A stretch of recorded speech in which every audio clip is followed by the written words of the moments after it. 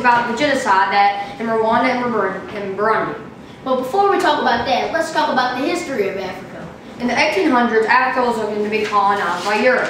Europe wanted Africa to spread their religion, gain glory for their country, for gold and natural resources, and a form of cheap labor. To decide who got which part of Africa, they formed a conference in Berlin called the Berlin Conference. In Berlin Conference, Germany got Rwanda, which is where the genocide occurred. But after World War I, they lost it to Belgium. When Belgium colonized Rwanda, they sectioned it into three types of people: the Hutu, the Tutsis, and the Twa. They were sectioned and distributed because of the size of their nose and their eye color. Tutsi was the superior group because they were more white-looking. Colonists believed that the Tutsi were natural rulers, so they put them in the authority position. The Hutus make up about 85% of the Rwanda population. After World War II, Tutsi became more aggressive for independence in Belgium, so the Belgium helped Hutus regain the power. Hutu took over Tutsis and elected Greg Banda as their new president. Now to Ryan and Dylan in Studio B. Hello, I'm Ryan Shirley. And I'm Dylan Crenshaw. We're here to talk about the genocide that happened in Rwanda that killed more than 800,000 Tutsis and moderate Hutus. Now here comes a live feed in Rwanda.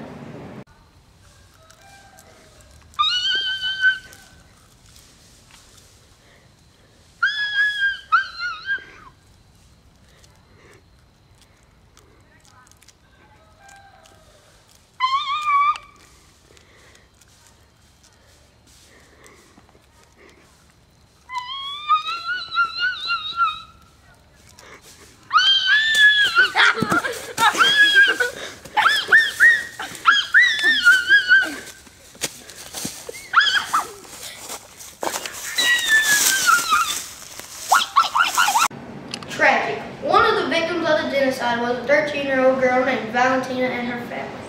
Valentina's whole family was killed when she was 13. A boy named Flesop was going through the same thing Valentina was. They stuck together and hid among the bodies to act like they were dead. Valentina was struck in the head many times and was injured. Dogs were starting to come and eat the corpses. There was a man who had started the genocide, and he had 8 children and still killed others. Valentina wished he could never come back. She lives with her aunt and 2 other orphans. The aunt says she imagines her mom and tells her what happens and cries when she vanishes into the darkness. As you can see from the reports, genocide is a very sick and cruel thing.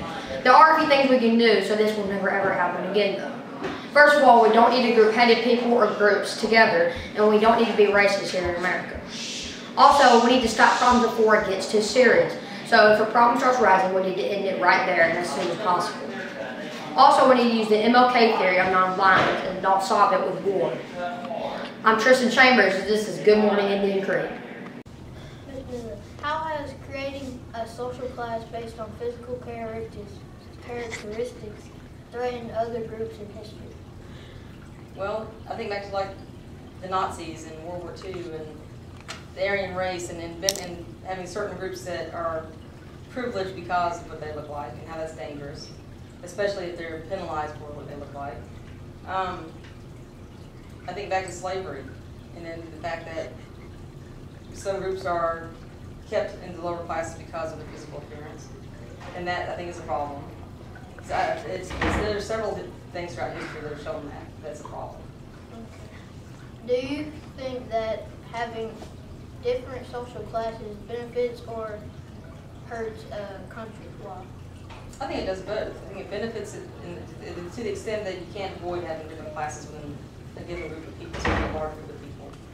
But I think also that there has to be levels of social classes, levels of people. You need people who can be engineers, but you also need people on the other end who are doing other things that may not need that kind of education. So I think having social classes is not a bad thing. I think it becomes a bad thing when people penalize that social class for what class they're in.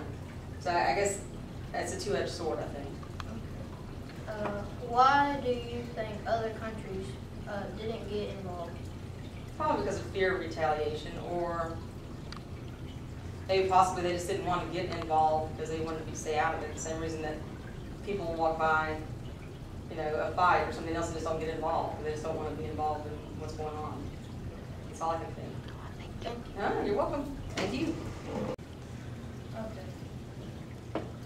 How has creating a social class based on physical characteristics threatened other groups in history? If you go to the American Civil War, that was a major cause of that was slavery. A lot of people will say states' rights to decide whether they wanted to have slavery or not. But the white race characterized the African American race as dumb, stupid, unable to learn. Because number one, they looked different. Number two, they came to this country in force. They were forced to be here, and they came with a different culture. This country lost a lot of richness that we could have developed had we learned, had white people learned about the African American race. And it happens everywhere when you stereotype. Sometimes it has to be done for safety, knowing that you're also impinging on rights. Do you think that having different social classes benefits or hurts a country? Are you talking about economic classes or racial classes? Like any. Social classes. Social classes. Social classes, there will always be social classes. That's not something that can be prevented. Some people are going to be more ambitious and do more things, so they will attain more things. Some people are going to be more altruistic and more giving to aid. Some people, and race has nothing to do with this. Some people just don't want to do, and so they don't. If you look back to biblical terms, it was stated that there shall be poor always, and there will be. We have to help those that truly are incapable and encourage those who are able but choose not. Why do you think other countries didn't get involved with elections? Things that happen within a country's borders or a country's business, kind of like you don't go to your neighbor's house and get involved in their fights. When it's a global threat, such as Hitler and the Nazis and the Jewish population, you have to get involved. I do not know about, I'm not informed enough about the conflict you're speaking of to say. Why did other people not get involved with slavery in the U.S. during the 1800s? They tried to influence somewhat. But there again, slavery was so pervasive in the lower half of the states, it was a losing battle for an outsider to come in. Thank you for. You're very welcome. Okay. How has creating a social class based on physical characteristics threatened other groups in history? Well, that's most obvious thing about a human being is their outward appearance. And it's gone all the way from the Chinese to Native Americans to African Americans. All these folks have found themselves being judged harshly because of their outward characteristics. Not judging the man for the inside, but their outward appearance. So it's been a detriment to human society.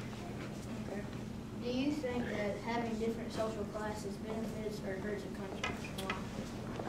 I think it's a natural thing of human evolution and society. I think about the classes. You think of the untouchables in India, or you think about the Christians in Cairo, Egypt. These are folks who have been, relegated to doing menial work, things that they're not, that the upper classes don't want to do. So they serve a purpose, but also they're, unfortunately, they have very limited upward mobility. And they're also if something goes wrong in a society, often those lower classes are the people who are scapegoated or are blamed. Okay. Why do you think other countries didn't get involved with what was going on? In the Holocaust? No, in like the genocide. Of Rwanda, or the genocide in Europe? In Rwanda. In Rwanda, I think it moved fast. I don't think that the Western world understood some of the societal dynamics against, that were involved with the Hutus and the Tutsis. It was a lack of knowledge, a lack of, full understanding of the dynamics that had been in place in that country for a long time. And it also happened very quickly. And, it doesn't take long to kill, a couple million people if people are really, really dedicated. Well, thanks for letting us interview. Thank you, Dylan. Good day.